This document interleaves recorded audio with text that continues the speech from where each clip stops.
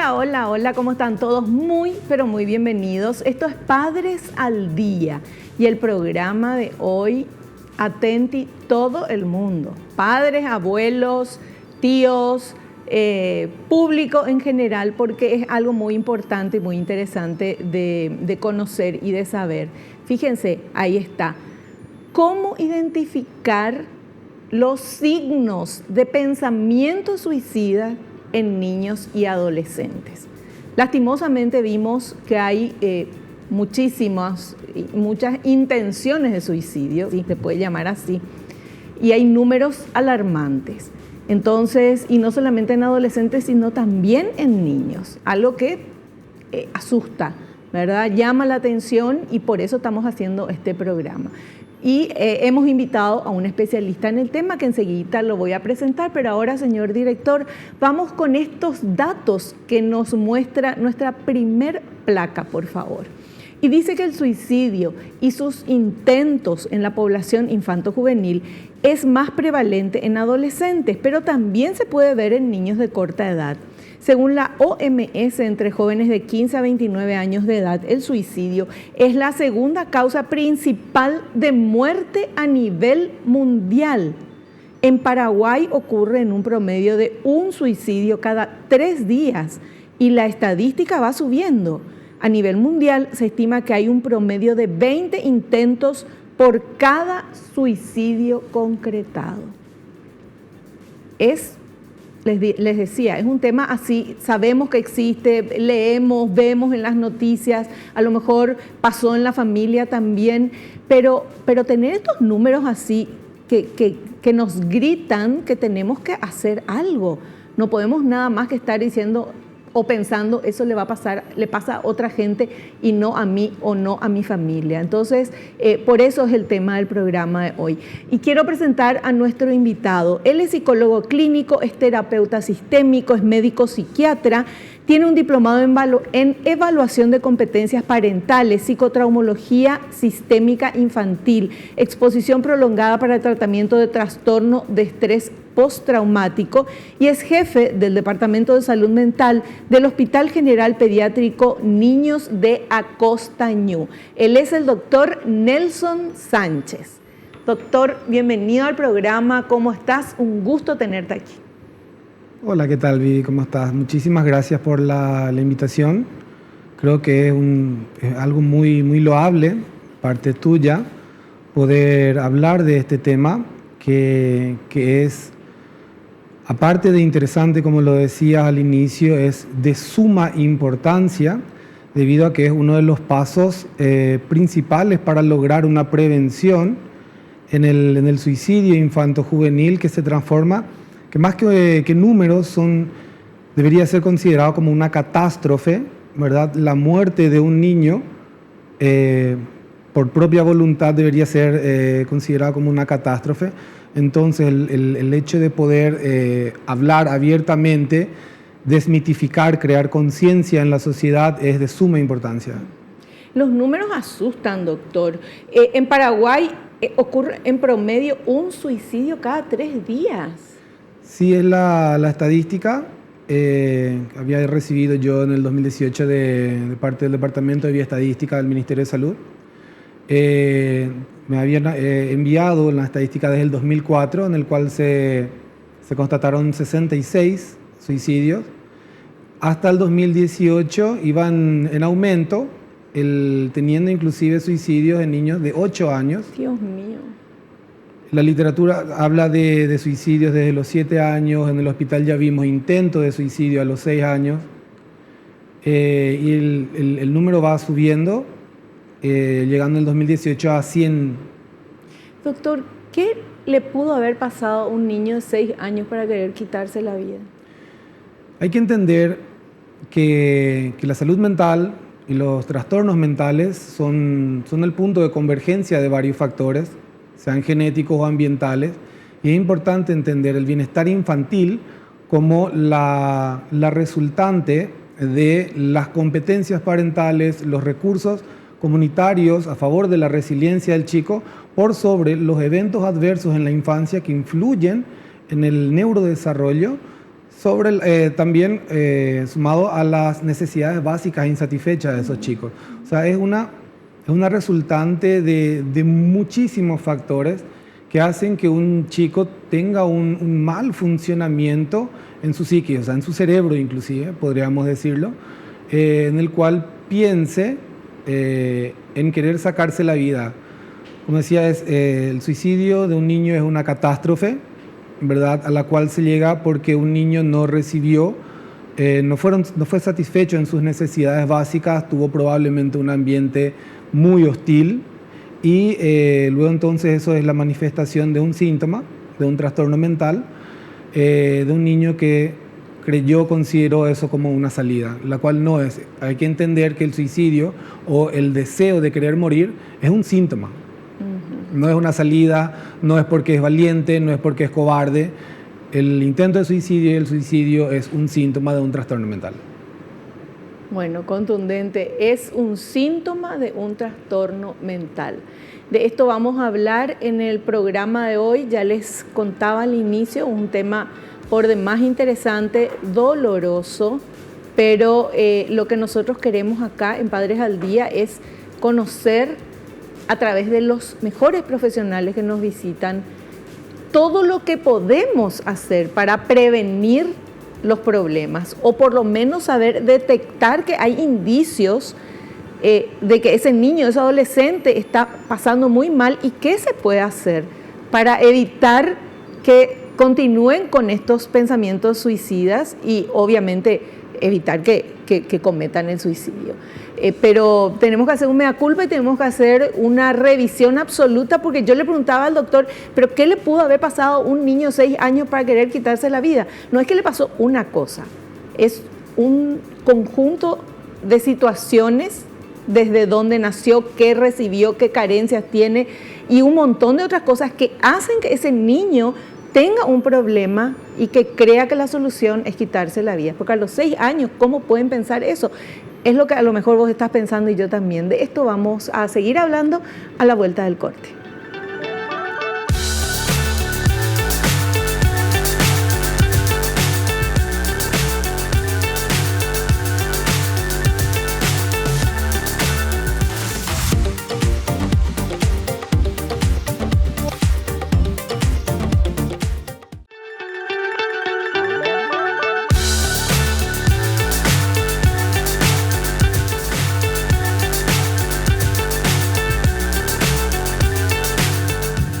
Bueno, seguimos hablando con nuestro invitado, el doctor Nelson Sánchez. Él es licenciado en Psicología Clínica y médico psiquiatra.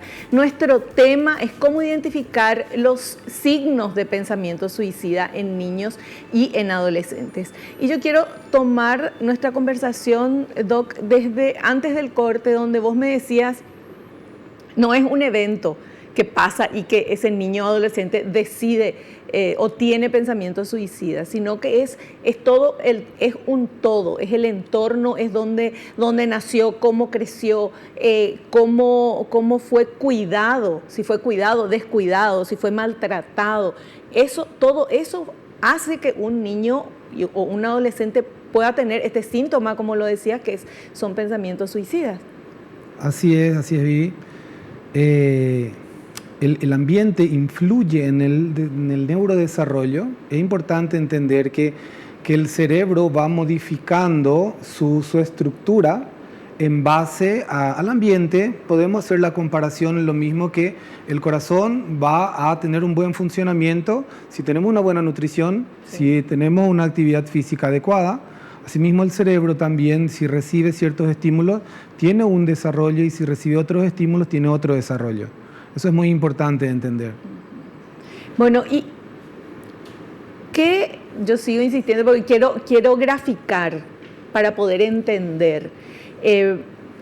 Hay una diferencia, evidentemente, entre un niño que fue amado o que sintió ese cariño o cuidado a un niño que no sintió eso. De bebé ya estoy hablando, ¿verdad? Hay una diferencia en lo que va a ser su desarrollo cerebral. Así es. Es muy importante lo que mencionás. Eso culmina en lo que se conoce como el estrés tóxico. aquellas personas que fueron criadas en un ambiente que no supo satisfacer sus necesidades básicas y promovió en ese cerebro un abandono, una negligencia, un maltrato, se promovieron ciertos estados emocionales que al cerebro le sirven para poder sobrevivir. Entonces se activa lo que se conoce como el sistema de alarma, en el cual se empiezan a liberar factores proinflamatorios y a la larga cortisol, que es neurotóxico. Por lo tanto, es sabido que el neurodesarrollo termina a los 25 años en promedio. La última parte en desarrollarse es la corteza prefrontal, que es la que domina a las otras estructuras, o sea, donde se forman los estados emocionales y a la estructura desde la cual se da la orden para que yo me comporte de cierta manera.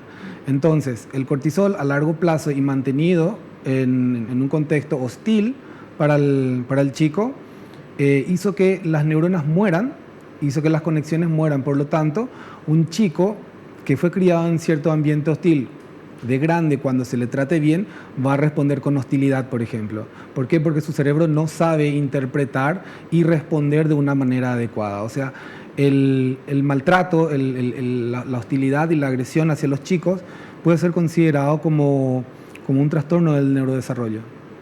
Qué fuerte es eso, doctor. Porque está también la otra corriente de gente que dice, no, eso no es maltrato, eso es educarle, eso es ser muy exigente.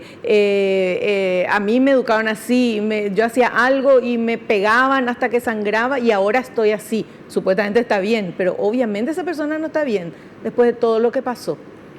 Claro. Siempre suelo preguntar, yo escucho también esa frase y es importante saber con qué medimos si está bien o no está bien, ¿verdad? Claro. Porque si yo le pego a mi hijo, bien no estoy, por más que yo sea una persona con muchos recursos económicos, académicos y todo eso, ¿no? Sí. Si yo mis estados emocionales no los sé procesar, yo no estoy bien. Uh-huh. Lo voy a mis estados emocionales que yo no sé procesar, los voy a estar calmando, sea con consumo de sustancias, compras impulsivas, viajes impulsivos, promiscuidad, abuso de alcohol, exceso de trabajo, inclusive es una manera de regular los estados emocionales. Entonces bien no estoy. O los voy a estar somatizando con dolor de panza, de cabeza, dificultad para dormir. Uh-huh. El ambiente que tiene ese niño influye muchísimo, como ya nos estabas contando, pero si está un tiempo así y después cambia ese ambiente, lo mismo queda marcado. Podría quedar marcado y es muy probable que quede marcado. Es muy interesante el planteamiento, si bien el cerebro tiene una plasticidad, como neuroplasticidad, el tener, depende de qué tan frecuente y qué tan crónico fue el maltrato, para que pueda y cómo se lo vuelva a tratar posteriormente. Hay protocolos muy interesantes. Uh-huh.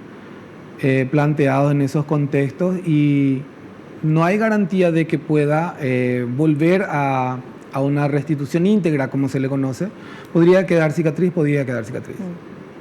Bueno, y lo que queremos ahora en este programa, bueno, tantas cosas queremos hablar contigo, doctor, pero queremos enfocarnos en esto de cómo identificar los signos de pensamiento suicida en niños y en adolescentes. Tenemos varios materiales, vamos a ir viendo y queremos que nos expliques para poder entender bien todo. ¿Te parece?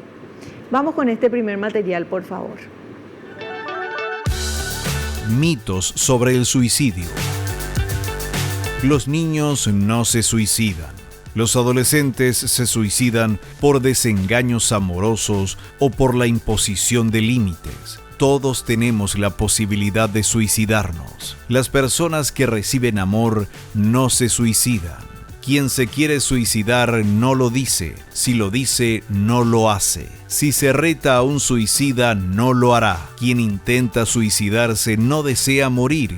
Solo quiere llamar la atención. Quien quiere hacerlo no falla y lo hace porque está deprimido. Quien se repuso de una crisis suicida o depresión no corre peligro. Al hablarle de suicidio a alguien se lo induce. Solo el especialista puede ayudarlo. Quien se suicida es cobarde o valiente. Solo los pobres o los ricos se suicidan.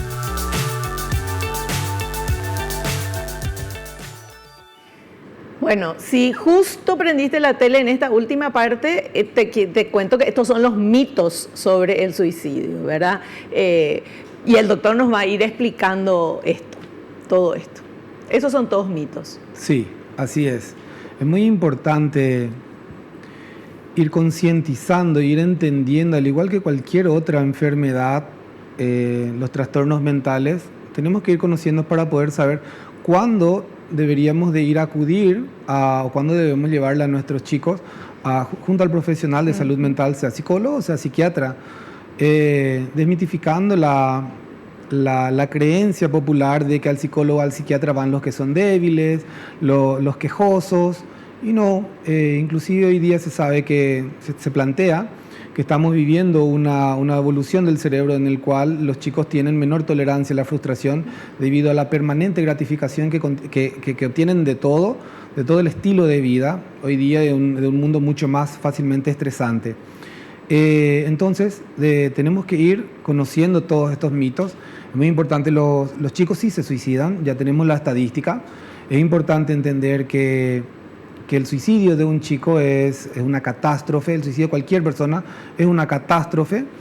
Fue un chico que vivió solo prácticamente, se sintió solo realmente en un contexto difícil. Entonces, sí se suicidan. Muchas veces creemos también que el que dice no lo hace, y es sabido que 9 de cada 10 dijeron que querían morirse. No siempre hablan muy directamente, pero muchas veces hacen notas, empiezan a preguntar mucho sobre la muerte, sobre el sentido de la vida. Y es muy importante, siempre en medicina tenemos una suerte de eslogan que dice que es preferible pecar de exagerado antes que de negligente. Claro. Entonces, ¿por qué? Porque el riesgo es vital. Sí. Entonces tenemos que intervenir de manera rápida. Si ya vemos a nuestros chicos, no solamente a nuestros hijos, sino a sobrinos o mismo para los docentes, esto es muy importante porque los docentes pasan mucho más tiempo que nosotros con nuestros hijos. Entonces también deberían de saber, siempre que haya un cambio en la biografía de este chico, ir distinguiendo ya esos síntomas, ya entendiendo que sí hay posibilidad de que se suicide. No reconoce raza, no distingue raza, estrato social, estrato académico. El suicidio ocurre en todos los estratos sociales y académicos. Poner límites también muchas veces los padres tienen miedo, ¿verdad? Si no sabemos cómo poner límites, inclusive podemos ir al profesional de salud mental que me enseñe eso. Es muy, muy importante y habla muy bien de lo que es el concepto de parentalidad o de competencia parental, en el cual yo quiero ser un buen padre, pero no sé si estoy haciendo bien o estoy haciendo mal. Nadie vino con un manual de hijo bajo los brazos, ningún hijo vino con un manual. Entonces podemos acudir, si dudamos, entonces podemos acudir ya al profesional. Deberíamos, para aprender cómo poner límites. Los límites en los chicos, puede que no les guste, a ningún chico le gustan los límites. A nadie le gustan los límites.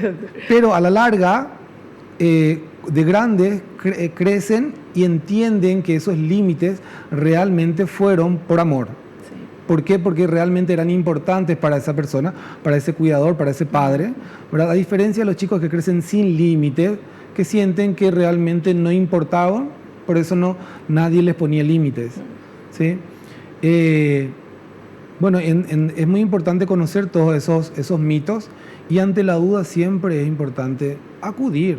Claro. Siempre que dudamos, ¿será que mi hijo tiene un problema, tiene un dolor de cabeza, le duele la panza?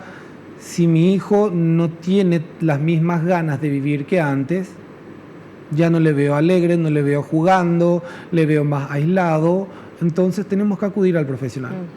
Son síntomas que hay que tener en cuenta. Todo lo que vimos en esa placa son todos mitos sobre el suicidio. Y decía que el que intentó suicidarse y no lo logró ya no lo va a hacer de vuelta. Y no es así. No es así. El periodo de mayor riesgo de volver a intentar suicidarse son los 30 días siguientes. Algunos hablan también que inclusive los 3 primeros meses posterior al intento, y algunos llevan hasta el año inclusive. Bueno, quiero decir de que realmente me está costando mucho hablar de este tema, porque es un tema muy doloroso, doctor.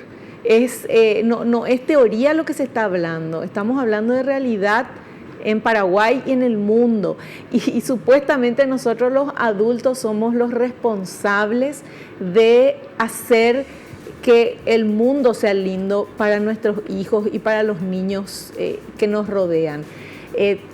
¿Cómo estamos fallando, verdad? ¿Y por qué estamos fallando de esa manera? Bueno, todo eso vamos a seguir hablando, porque acá la idea es aprender, desmitificar muchas cosas y bueno, salir con algo positivo de este programa, aprovechando el excelente profesional que nos brinda su tiempo en el día de hoy. Hacemos un corte y volvemos ya.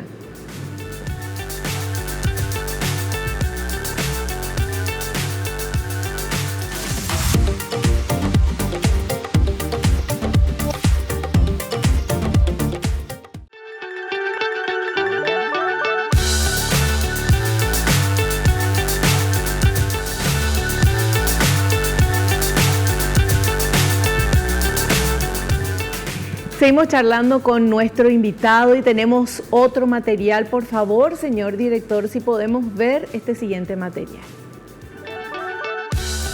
Motivos más frecuentes del suicidio en niños. Presenciar hechos dolorosos como el divorcio, agresiones o muerte de sus padres, problemas escolares o con sus padres, llamadas de atención humillantes de padres o maestros, búsqueda de afecto y atención, o deseos de reunirse con un ser querido fallecido.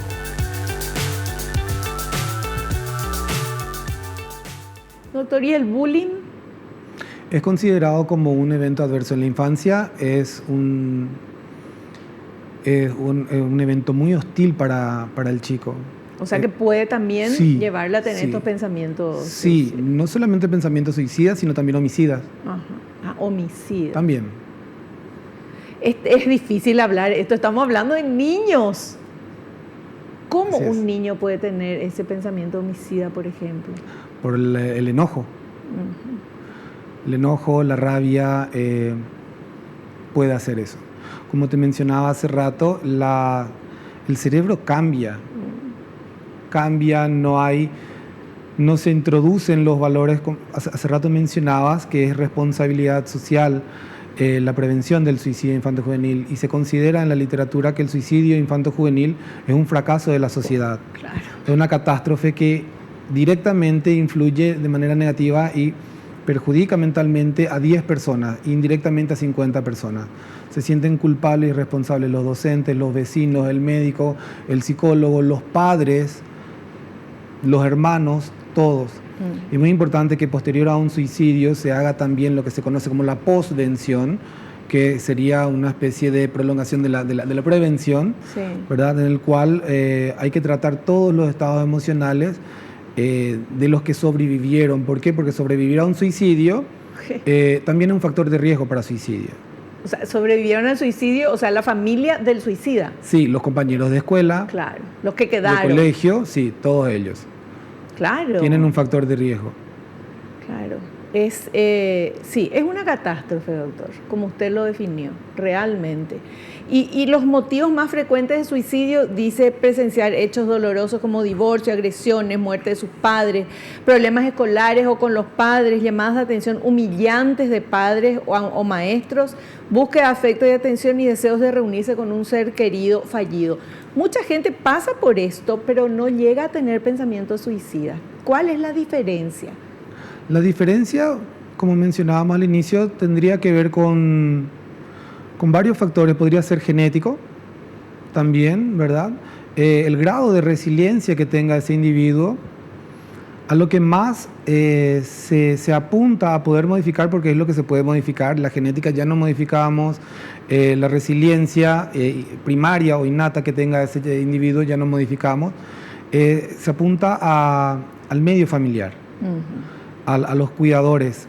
El suicidio infanto-juvenil se da en un contexto generalmente de familias disfuncionales. No necesariamente tiene que llegar a ser agresiva. La invalidación emocional es muy sutil, pero si yo apunto a que mi hijo sea lo que yo quiero que sea, le estoy negando su existencia a mi hijo. Él no va a confiar en mí nunca, ¿verdad? Si yo a la vez tengo que mantener mi trabajo, estoy poco tiempo con mi hijo, el poco tiempo que estoy le invalido otra vez, mi hijo está solo, pero yo nunca le golpeé, nunca le grité. Entonces, no necesariamente tiene que haber un maltrato activo, como se le conoce. Puede haber un maltrato pasivo, que es la negligencia, sin que yo me dé cuenta y sin que yo quiera. Claro. Yo no estoy siendo una mala persona, simplemente que no aprendí a validar emocionalmente a mi hijo, no aprendí cómo ser padre en ese contexto. Entonces, es importante entender que el suicidio infanto-juvenil se da en un contexto de un desarrollo emocional pobre, poco contenido, que como una rama seca, se rompe con cualquier toque. Uh-huh. Entonces, el bullying, ¿verdad?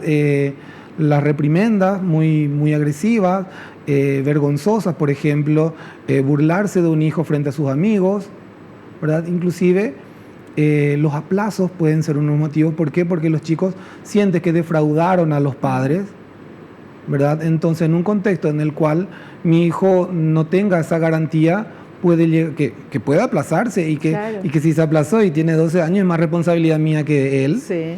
Entonces él puede hacer eso, puede llegar a intentar. ¿Por qué? Porque es un evento para el cual él todavía no tiene recursos mentales para poder sobrevivir. Uh-huh. Y no tiene la capacidad de entender, la confianza para decir que no pasa nada realmente, ¿verdad? Claro. Y ante los eventos hostiles él no tiene cómo defenderse y no tiene dónde huir.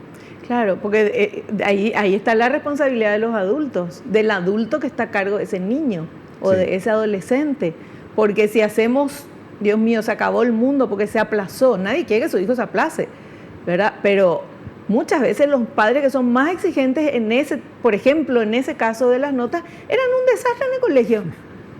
Y nos cuentan eso y le reexigen al hijo, ¿verdad? Y da risa y todo, pero hay que ver cómo, si ese nene cree que realmente es el fin del mundo, ¿verdad? Porque le hacen sentir de esa manera. Claro, uno de los conceptos muy importantes en el contexto de competencia parental, porque yo tengo que saber que yo tengo que tener ciertas competencias para ser un buen papá o una buena mamá, en caso de ser mujer, es la empatía, es poder ver el mundo a través de los ojos de mi hijo, pero con mi entendimiento, claro. ¿Sí? Como adulto ya. Entonces yo tengo que poder ver eso, tengo que saber entender cómo funciona el cerebro de un adolescente, no funciona como el de un adulto. Y si yo le dejo con una pantalla o 3 pantallas, sea celular, tablet y play, ¿verdad? Sí. Videojuegos le dejo, y con la responsabilidad de que tenga que estudiar, y yo trabajo hasta las 10 de la noche, difícilmente estudie. Claro. ¿Por qué? Porque el cerebro a esa edad está más preparada para hacer lo que da gusto por sobre lo que conviene. El cerebro siempre está preparado para hacer lo que da más gusto y lo que sea más fácil. Claro. Y sí, y por eso que es tan importante tener esa guía, esos límites, eso, y que también es difícil, como decías, doctor, cuando los padres, una cosa es ser padre 24 horas y solamente eso, pero ocuparnos solamente de eso, muy poca gente lo puede hacer. Todo el mundo está o estudiando, o trabajando, o haciendo, creciendo también a la par, ¿verdad? Sí. Entonces, es difícil, pero es una responsabilidad. El hijo está en este mundo porque yo lo traje, no es que apareció. Y muchas veces también eso, que mismo que los hijos escuchen de que no estaban lo programado, vinieron por accidente, eso también le hace daño a un niño, me imagino. Podría hacerle daño en el tono en el cual yo lo diga también, ¿verdad? Si yo siempre le demostré un afecto incondicional, ¿verdad? No debería. Uh-huh. Ahora, como yo le hago sentir de que vino al mundo, sí inclusive podría interpretar de otra manera, pero yo debería ser capaz de corregir esa interpretación. Sí, perfecto. Bueno, sigamos. Tenemos otro material, por favor, adelante. Factores de riesgo suicida en niños y adolescentes. Los factores estresores crónicos que predisponen son disfunción familiar, fracasos escolares, abuso sexual, consumo de alcohol y drogas. Los factores estresores agudos que gatillan el pensamiento suicida son peleas con amigos, conflictos amorosos, reprimenda de los padres. En jóvenes con problemas pueden llevarlos al acto suicida. Los factores sociales que incrementan el riesgo son las noticias sensacionalistas. Hay adolescentes que identifican el hecho con valores como el heroísmo, el amor, la amistad y otras cualidades positivas.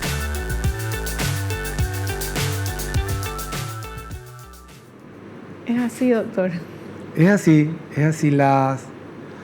El contexto adverso es un factor crónico, ¿sí? Que va debilitando, por decir así, los recursos o no fortalece los recursos que pueda tener alguien para enfrentar la adversidad. O sea, disminuye los recursos de resiliencia. Por eso hablábamos al inicio también que el bienestar infantil tiene que ver con los recursos que pueda brindar la comunidad para que el chico pueda resistir o pueda salir airoso de una adversidad. Sea el bullying, por ejemplo, si a mí me bulinean en el colegio, yo puedo tener que tener la posibilidad de ir junto a mi mamá, a mi papá, a decirle al colegio me están haciendo esto, y que ellos tengan la capacidad de saber defenderme de una manera adecuada en la cual yo no termine nuevamente perjudicado. Claro. La poca protección que tenga un chico hace que no tenga recursos para la resiliencia. Como dice la teoría, no importa cuánto le quieras a un chico, lo que importa realmente es cuánto sepa satisfacer sus necesidades básicas. Eso es lo más importante, y para eso tenemos que conocer cuáles son las necesidades básicas para un adecuado desarrollo mental. ¿Y cuáles son las necesidades básicas? La empatía, en primer lugar. Nosotros tenemos que saber qué piensa y qué siente ese chico a través de su conducta. Porque así yo no voy a juzgarle. Y eso es muy importante, no solamente en los chicos, sino también en los grandes. ¿Para qué? Para no estar peleándonos, porque yo sé entender por qué el otro está enojado. Y no me enojo con el enojo. Si mi hijo está enojado o tiene demasiada vergüenza de que no tiene tal cosa, entonces su grupo social le va a discriminar. Es importante entender que el sentimiento, el deseo de pertenecer a un grupo social es mucho más que importante. Los chicos necesitan sentirse que pertenecen a algo. Entonces, si tienen vergüenza por algo, yo tengo que ser capaz de tranquilizarle y explicarle cómo hacer frente a eso. Entonces yo voy metiendo ciertos datos en cierta área hablando prácticamente ya en la corteza prefrontal, para que cuando tenga un estado emocional que surge pueda ser controlado por eso. Entonces estamos hablando del concepto ya de regulación emocional. Yo le estoy enseñando a mi hijo cómo regularse emocionalmente. Ya. Es una herencia fantástica. Es maravilloso eso. O sea, es validar el sentimiento, ¿verdad? No decirle, no te enojes, no tenés por qué enojarte, porque todos tus compañeros hacen esto y yo no te permito que hagas. Claro. ¿Verdad? Es validar, entiendo que estás enojado, que estás molesto, siento mucho, pero, y ahí se explica el porqué de que él no puede hacer lo que hacen los otros. Claro, y volvemos nuevamente a lo que se llama figura de apego seguro, que es la persona que puede entender el mundo emocional del otro y comportarse de manera congruente. Si está enojado el otro, la figura de apego seguro sabe calmar. Si está triste, sabe consolar. No le dice no tengas miedo, no te pongas triste, ni nada de eso, sino que sabe acompañar congruentemente ese estado emocional del otro sin juzgar. Me encantó. Bueno, eso es lo que tenemos que aprender todos, no solo con los niños, sino con todos nosotros en general. Vamos a hacer un cortecito, volvemos ya.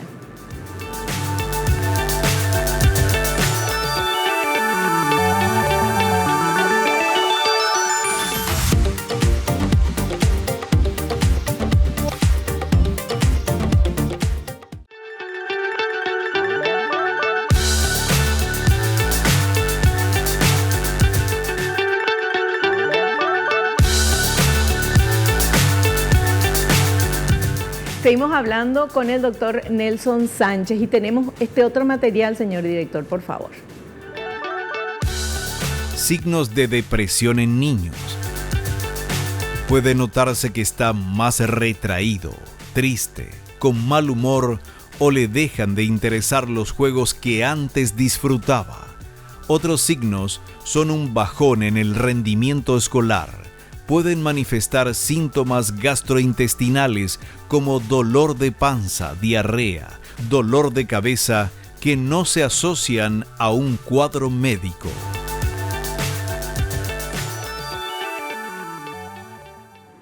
Doctor, ¿y cómo sabemos qué tenemos que hacer ante estos signos? Porque el dolor de panza puede ser otra cosa también, el que esté decaído también, o sea, a lo mejor no es tanto. ¿Cómo podemos hacer sin minimizar? ¿Qué nos tiene que llamar la atención? La falta de causa orgánica, visitas periódicas por el mismo motivo al médico o a varios médicos, varios pediatras, varios clínicos, que no encuentran la causa, ¿verdad? Generalmente en chicos, los chicos somatizan mucho justamente porque por la etapa evolutiva en la que se encuentran, no saben reconocer sus estados emocionales. Y al pasar por estados emocionales desagradables que ellos no saben reconocer, el cuerpo activa el sistema de alarma, ¿verdad? Entonces termina somatizando.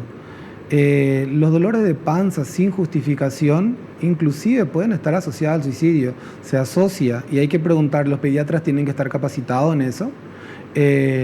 Cuando no encuentran una causa orgánica en dolores, hay que preguntar, hay que perder el miedo o preguntarlo con miedo, preguntarle al preguntarlo. chico. Sí, si alguna vez pensó en hacerse daño, porque la pregunta que querés suicidarte es muy fuerte para muchos. Claro.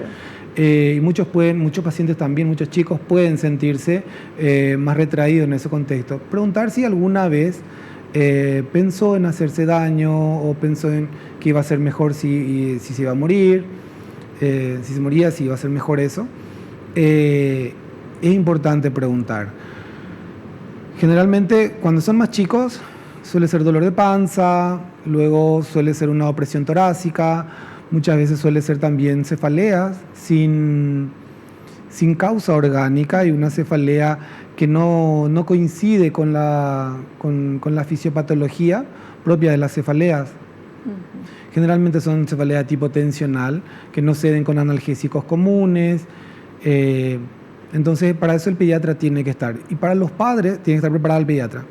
Para los padres es muy importante que cuando le ven al chico, generalmente no tiene una sola manifestación, se da como una manifestación de varias conductas, por ejemplo el retraimiento social, cuánto tiempo comparte con sus amigos, o sea, hay un quiebre en la biografía, es decir, va dejando de ser quien era, cambia, para ir apagándose más. Ya, ahí está. Para ir apagándose más y ahí tenemos que estar súper atentos, sí, porque es uno de los signos.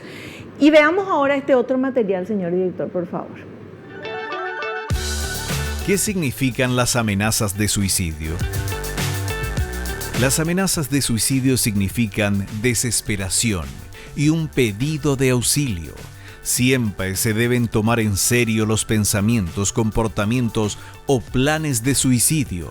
El niño o adolescente que expresa ideas de suicidio debe recibir ayuda de un especialista y su tratamiento debe durar lo suficiente hasta recuperar la estabilidad física y emocional. En ocasiones, es necesaria la terapia familiar para superar ese trance angustiante.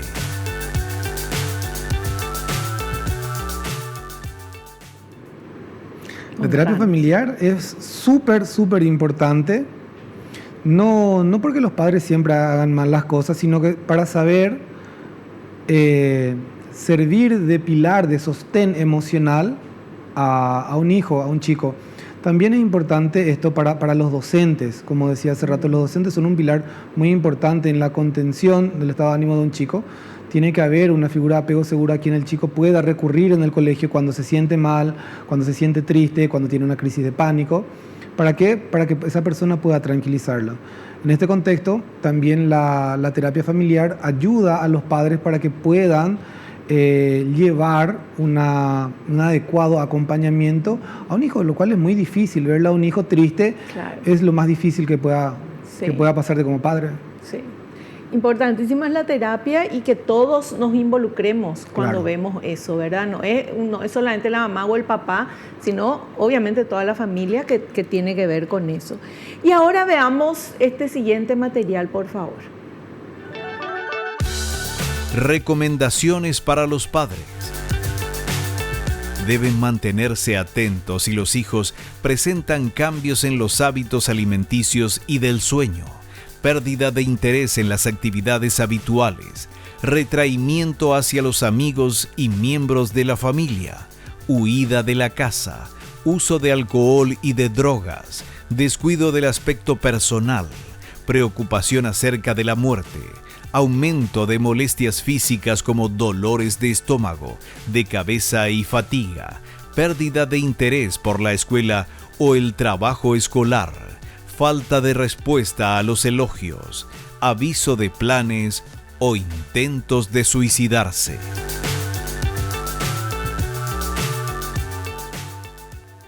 Doctor. Como veníamos diciendo, describió perfectamente cómo el chico va apagándose, va dejando de ser quien era. Cuando vemos que eso, o sospechamos que eso está ocurriendo, es importante brindar un contexto de habla segura para con nuestros hijos, con los chicos, sea quien sea el chico. Y si el chico se retrae, tenemos que llevarlo al especialista. Sí, claro, sí. Era mi pregunta, si uno ve que pasa eso, va la mamá, el papá o quien sea, y le pregunta, ¿y qué te pasa? Y qué sé yo, y no dice nada. Sí, los chicos no quieren estresar a los padres. Luego entonces es muy probable que se retraigan. Entonces uno es responsable de lo que ocurre en la casa como adulto. Entonces, ok, tenemos que ir, vamos a consultar. Y ante la negativa, ¿verdad? Seguimos siendo responsables, igual que la vacuna. Claro. Ningún chico quiere vacunarse, sí. Duele, pero es para su bienestar, claro. Es para el bienestar de todos. Entonces, tenemos que hacer lo que tenemos que hacer. Uh-huh. Doctor, un niño criado en un ambiente seguro, recibiendo amor, ¿puede tener lo mismo este tipo de pensamientos suicidas? Puede, en caso del trastorno bipolar, en caso de esquizofrenia, en caso de intoxicaciones con droga, sí puede ocurrir. No porque haya recibido amor no va a tener una conducta o un pensamiento suicida. Claro. Y otra consulta, ¿es normal? Eso no estaba en los mitos, pero yo le pregunto, hay algo que dicen que es normal que en algún momento de tu vida vos tengas un pensamiento suicida. No, normal no. Normal no es. Claro. Puede ser en un contexto de mucho estrés, ¿verdad? Pero no es normal. Quiere decir que no estamos encontrando la posibilidad de salir airosos de ese obstáculo, de esa adversidad. Y consideramos la muerte como una salida.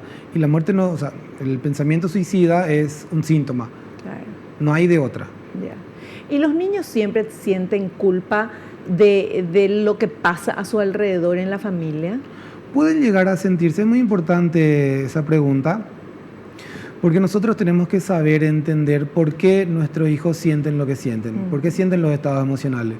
Y los estados emocionales se forman debido a una asociación que ocurre en cierta estructura del cerebro. ¿Para qué? Para activar, porque los estados emocionales sirven para sobrevivir, para tener un mejor desempeño. Entonces la culpa lo que haría es hacerme entender que yo tuve un mal desempeño para luego mejorar mi desempeño.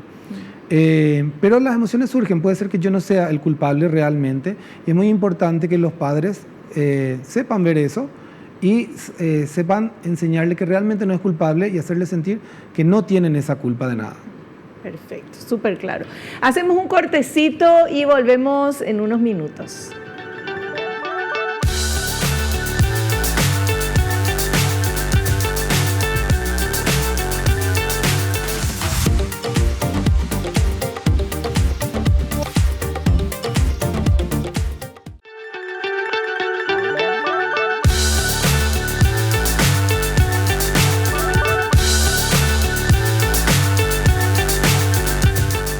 Bueno, y como sabes, estamos en todas las redes sociales y vos podés, como Padres al Día y el Doctor en Casa, entonces vos también podés enviar tus consultas a través de las redes sociales.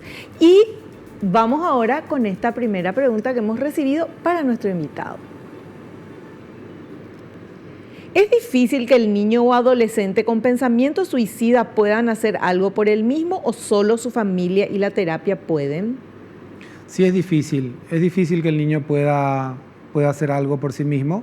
Se conoce como resiliencia primaria. No deberíamos apuntar a eso, debido a que los chicos no pueden defenderse por sí solos por la etapa evolutiva. El cerebro no está preparado para que ellos puedan defenderse por sí solos. Entonces nosotros los adultos somos los responsables de hacerles el camino para que tengan un adecuado desarrollo, una adecuada salud mental. Claro. Siguiente consulta. ¿Se puede tener predisposición al suicidio si alguno de los padres tuvo o tiene pensamientos suicidas, intentos o lo ha cometido? Sí, se cree que hay una predisposición genética.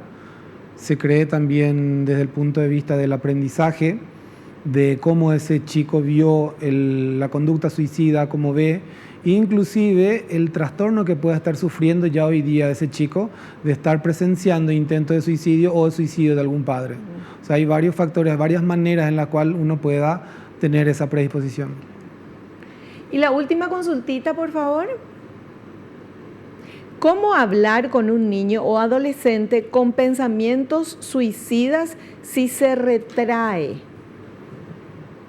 Ideal sería generar un ambiente en el cual el chico pueda sentirse en confianza. Por más que yo ponga mi mejor esfuerzo, si no logro, como decíamos hace rato, que el niño me hable abiertamente, la idea es llevarlo con un profesional de salud mental.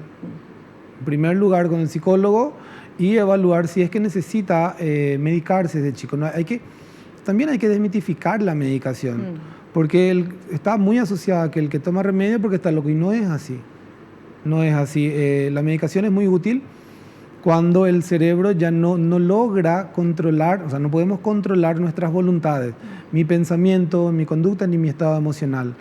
Entonces, para que yo pueda volver a tener el control sobre mis voluntades y mi visión de que el mundo sí es bueno y que da gusto vivir a pesar de sus adversidades, que es lindo vivir. Muy importante la medicación y cuando el cerebro está estable, la psicoterapia. Doctor, estamos ya llegando al finalísimo del programa. ¿Algo que quieras resaltar, que quieras recalcar o algún mensaje que querés darle a todos los adultos que somos, queramos o no, responsables de estos niños? Creo que faltaría como 2 programas para todas las recomendaciones. Compartir más con los chicos, ¿verdad? Validarlos emocionalmente, entender que no son adultos, que no podemos esperar que tengan las conductas que nosotros adultos tenemos, que son chicos y que nosotros somos los responsables de que ellos aprendan. Yo me manejo bajo el eslogan, creo que ningún chico se porta mal, ¿sí? O son niños y se comportan como niños, o nosotros estamos siendo incompetentes en saber enseñarles, o tienen algún trastorno. Por lo tanto, no podemos sancionarle a un chico que no apaga la luz, ¿verdad? Es porque no aprenda a apagar la luz. Si se le enseñó o si chuta dentro de la casa, que no se puede chutar dentro de la casa, o si hace algo que no debe de hacer, es porque no entiende, es por su etapa evolutiva. Entonces, no sancionemos, sepamos verle a los chicos como chicos, no digo dejarle hacer lo que quieran, pero entender que si no lo hacen es porque no saben. Y ahí tenemos que ver por qué no están sabiendo. Claro. Entonces verlos como chicos, y ante cualquier duda siempre es preferible pecar de exagerado antes que de negligente, y vayamos al profesional. No perdemos nada y podemos ganar todo. Perfecto, súper claro.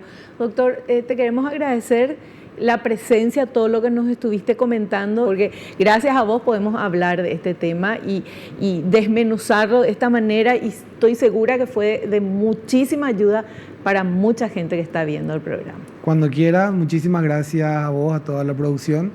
por el espacio y me alegro para cuando quieran. Muchas gracias.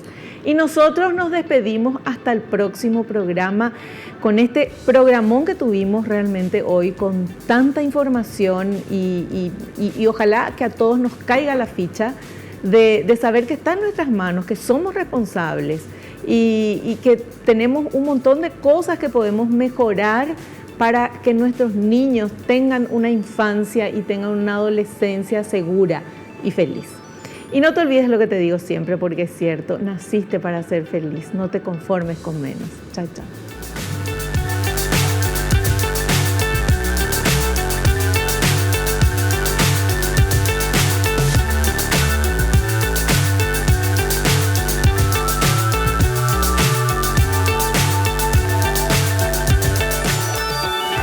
La revista El Doctor en Casa presentó su programa Padres al Día TV.